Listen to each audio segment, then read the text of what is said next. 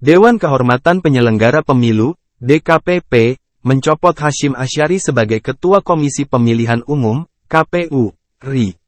Menjatuhkan sanksi pemberhentian tetap kepada Terpadu Hasyim Asyari selaku Ketua Merangkap Anggota Komisi Pemilihan Umum terhitung sejak putusan ini dibacakan, kata Ketua DKPP Hedi Lugito dalam sidang putusan di kantor DKPP RI, Jakarta, Rabu, tanggal 3 Juli tahun 2024. Untuk diketahui, Hasyim diadukan oleh seorang perempuan yang merupakan PPLN sebab diduga melakukan tindak dugaan asusila saat proses pemilu 2024 berlangsung. Selain itu, Hasyim juga diduga telah menggunakan relasi kuasa untuk mendekati dan menjalin hubungan dengan pengadu. Terduga korban memberikan kuasa kepada Lembaga Konsultasi Bantuan Hukum Fakultas Hukum Universitas Indonesia, LKBH FUI, dan LBH APIK. Dalam aduan ke DKPP, pihak kuasa hukum juga mendalilkan Hasyim atas penyalahgunaan jabatan dan fasilitas Ketua KPU RI. Pada sidang perdana yang berlangsung pada tanggal 22 Mei lalu, DKPP menghadirkan pihak dari Komnas Perempuan dan Komnas HAM sebagai ahli. Sementara pada sidang kedua, komisioner, sekretaris jenderal, dan staf KPU RI hadir untuk dimintai keterangan berkaitan dengan dalil pengadu soal penyalahgunaan jabatan dan fasilitas. Tak hanya kasus itu, Hasyim sebelumnya pernah diberi sanksi peringatan keras sebanyak 4 kali oleh DKPP yakni 1. Kasus etik pendaftaran Capres-Cawapres.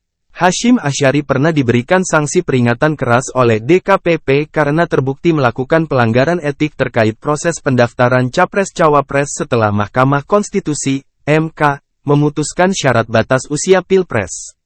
Ketua DKPP, Hedi Lugito mengatakan Hasyim terbukti melakukan pelanggaran kode etik dan pedoman pemilu dalam 4 perkara, yaitu perkara nomor 135 PKE DKPP XII, 2023, 136 PKE DKPP XII, 2023, 137 PKE DKPP XII, 2023, dan 141 PKE DKPP XII, 2023.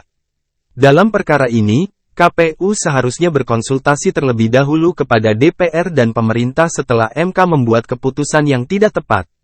Namun pada kenyataannya, komisioner KPU justru terlebih dulu menyurati pimpinan parpol daripada melakukan konsultasi dengan DPR dan pemerintah.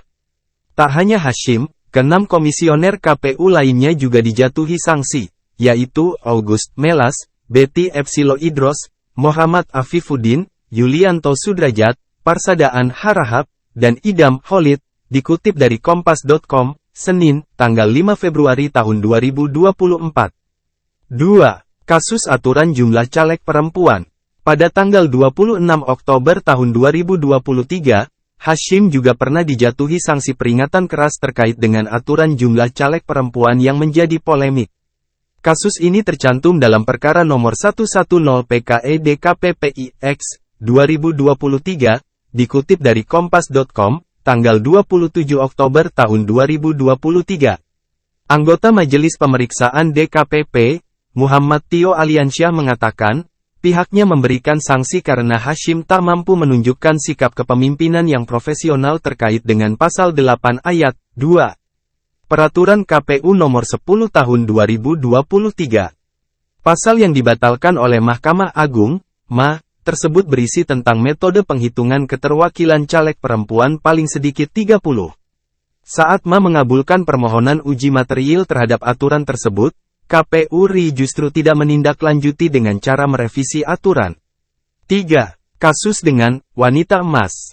Hasyim dijatuhi sanksi peringatan keras terakhir oleh DKPP karena kedekatannya dengan Ketua Umum Partai Republik I, Hana Eni yang sering dijuluki wanita emas.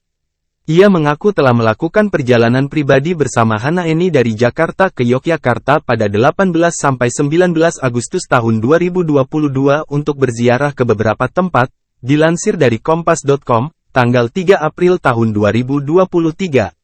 Padahal, Hasyim seharusnya sudah mendapatkan surat tugas untuk hadir dalam penandatanganan dengan 7 perguruan tinggi di Yogyakarta pada 18–20 Agustus tahun 2022 sebagai Ketua KPU RI.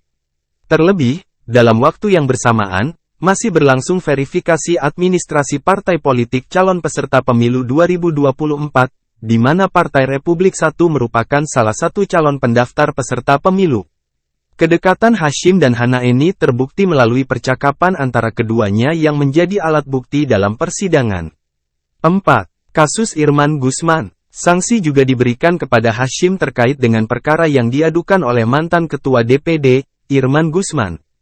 Dikutip dari Kompas.com, Rabu, tanggal 20 Maret tahun 2024, Irman Gusman merupakan mantan terpidana korupsi yang berupaya untuk maju kembali sebagai senator di daerah pemilihan, Dapil, Sumatera Barat. Dalam kasus Irman Gusman, menurut DKPP, KPU RI telah terbukti tidak cermat, tidak teliti, dan lalai dalam tahapan pencalonan anggota Dewan Perwakilan Daerah, DPD, pada pemilihan umum, pemilu 2024. Irman Gusman baru dinyatakan tidak memenuhi syarat usai adanya tanggapan masyarakat setelah penetapan daftar calon sementara, DCS.